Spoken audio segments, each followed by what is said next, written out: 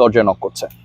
টি-20 বিশ্বকাপে না খেলাটা বাংলাদেশের ক্রিকেট ইতিহাসের সবচেয়ে বড় সেটব্যাক হলেও এই মুহূর্তে অস্ট্রেলিয়ার বিপক্ষে বাংলাদেশ যেই টি-20 সিরিজের সামনে দাঁড়িয়ে সেটা যেন একটা অন্য রোমাঞ্চ জাগায়। কারণ সবশেষ ওডিআই সিরিজে টিম টাইগার্স যেভাবে তাদেরকে নাকানি চুপানি খাইয়েছে, অস্ট্রেলিয়ার বিপক্ষে লাস্ট ম্যাচে পরাজিত হলেও সেটা জয়ের চেয়েও অনেক বড় ভ্যালুয়েবল হয়ে যেভাবে ধরা দিয়েছে, বাংলাদেশ যেভাবে ফাইট ব্যাক করেছে টি-20 সিরিজে বাংলাদেশ অজিদের বিপক্ষে মাঠে নামার আগে একটাই আলোচনা, আর্জেন্টিনা।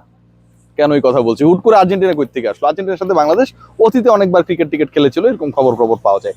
আর্জেন্টিনার যে ম্যাচ আলজেরিয়ার বিপক্ষে, এই মাঠে যারা কাজ করবেন সেই সকাল থেকে তাদের জন্য সেই ম্যাচটা লাইভ দেখানোর ব্যবস্থা করা হয়েছে সকাল 7টা থেকে, এবং সেই ম্যাচ তারা দেখবেন। এই যে এখানটা আপনারা দেখছেন যে জায়ান্ট স্ক্রিন, এই জায়ান্ট স্ক্রিনে খেলাটা দেখানো হবে সকাল 7টা থেকে। আর্জেন্টিনা আলজেরিয়া ম্যাচ দেখবেন এবং গ্রাউন্ডস কর্মী এবং একই সাথে যারা ব্রডকাস্টার তারা এখানটায় কাজ করবে। সো আমার কাছে মনে হয় মানে দিনটাই শুরু হবে আসলে স্পোর্টসকে নিয়ে।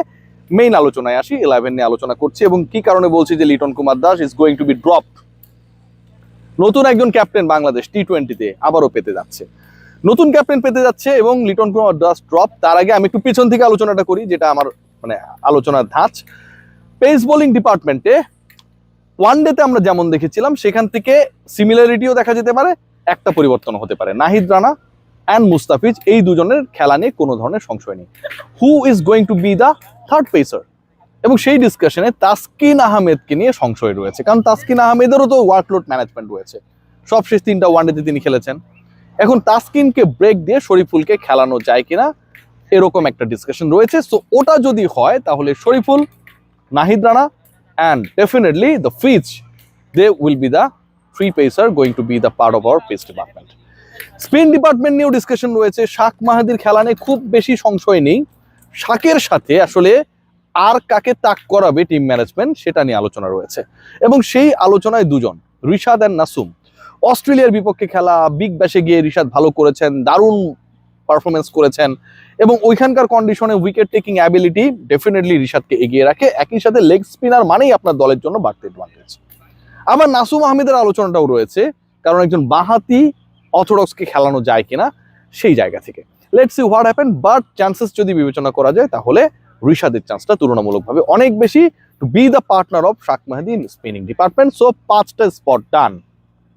এবার একটু লিটনের আলোচনায় আসি, ওপেনিংয়ে যাচ্ছি। তারপরে লিটনের যেটা হয়েছে, লাস্ট ম্যাচে আপনারা দেখেছিলেন যে অনেক ক্র্যাম্প করছিল। 48 রানসে যখন ছিলেন তখন তিনি চলে যান, এবং তিনি একটা সময়ে 80+ স্ট্রাইক রেটে ব্যাট করতে করতে সেটা নেমে 70-র দিকে চলে আসে, রান বের করতে পারছিলেন না। পরবর্তীতে রিটায়ার্ড আউট হবার পরে শেষ মুহূর্তে গিয়ে শাক মাহাদি যখন আউট হয়ে গেলেন আবার তিনি নামলেন।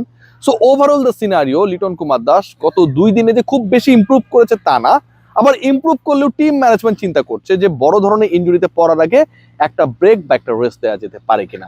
So from that connection Liton Kumar দাসের প্রবাবিলিটি রয়েছে to be drop in the next match. The captain, if the captain is drop, then who will be the captain and who will be the replacement? যিনি captain হবেন definitely তিনি replacement হবেন না, কারণ লিটনকে বসালে তো বা লিটনকে রেস্ট দিলে তো একজনকে না একজনকে ঢোকাতে হবে। সেই ঢোকাঢুকির আলোচনা আমি যাচ্ছি, তবে তার আগে বলতে চাই তাওহিদ হৃদয়, যেহেতু তিনি টি-20-র সহ অধিনায়ক এই মুহূর্তে, আমরা মাত্র 2-3 দিন আগেই সেই মিডিয়া রিলিজটা পেয়েছি। সাইফ হাসান তিনি করতে চাইছেন না ভাইস ক্যাপ্টেন্সি, তাওহিদ হৃদয়কে কালকে আগামীকাল এখানটায় সাগরিকা স্টেডিয়ামে ক্যাপ্টেন্সি করতে দেখার ভয়াবহ একটা সুযোগ রয়েছে, এবং সেটা যদি হয় পুরো ব্যাটিং ডিপার্টমেন্টে ওলটপালট হয়ে যাবে, পুরো ব্যাটিং ডিপার্টমেন্ট চেঞ্জ হয়ে যাবে। কেন এই আলোচনা করছি? দেখুন, ওপেনিং এ সাইফ এবং তার পার্টনার হিসেবে তানজিদ হাসান তামিমের থাকা নিয়ে কোনো ধরনের ডাউট নেই। Saif and Tamim they will be the 2 openers. Number 3 থেকে, নাম্বার 3 তে তো লিটন কুমার দাস। তো লিটন কুমার দাস থাকছেন না। লিটন কুমার দাস যদি কালকে না খেলেন, আবারও বলছি এটা অনেক যদি কিন্তুর উপর ডিপেন্ড করছে, না খেলার চান্স হাই। লিটন কুমার দাস না খেললে নাম্বার 3 তে কে চলে যাবেন? নাম্বার 3 তে চলে যাবেন নাম্বার 4-এ পারভেজ হোসেন ইমন, যে ওই জায়গাটায় নিজেকে সেট করেছে, পারফর্ম করেছে, ডেলিভার করছে। Parvez Hossain Emon, he will be number 3। তার প্রমোশন হবে নাম্বার 4 থেকে নাম্বার 3। নাম্বার 4-এ কে তাহলে যাবেন? নাম্বার 4-এ যাবেন নাম্বার 5-এ যিনি খেলেন, অর্থাৎ তাওহিদ হৃদয় ক্যাপ্টেন, এবং নাম্বার 5-এ সেই ক্ষেত্রে চলে যাবেন, কে চলে যাবেন? নাম্বার 6-এ যিনি খেলেন সেই শামীম হোসেন পাটোয়ারি।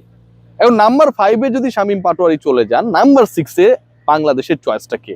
দেখুন, আমি যে স্কোয়াডটা বলেছি, মানে 11টা বলার চেষ্টা করেছি, সেই 11-এ সব রয়েছে। স্পিনার রয়েছে, ওপেনার রয়েছে, টপ অর্ডার রয়েছে, পেস বোলার রয়েছে, বাট অ্যামং দোজ ক্রিকেটার্স একটা পজিশনে কেউ নাই, সেটা হচ্ছে wicket keeper. So Liton Kumar Das dropped হওয়া অথবা রেস্টেড হওয়া মানে হচ্ছে একজন ব্যাটার রেস্টেড হলেন, একজন অধিনায়ক রেস্টেড হলেন, and definitely the team will be blank about their wicket keeping option. So Nurul Hasan Sohan, if Liton is dropped, Nurul Hasan Sohan সেই জায়গাটা ফুলফিল করবেন।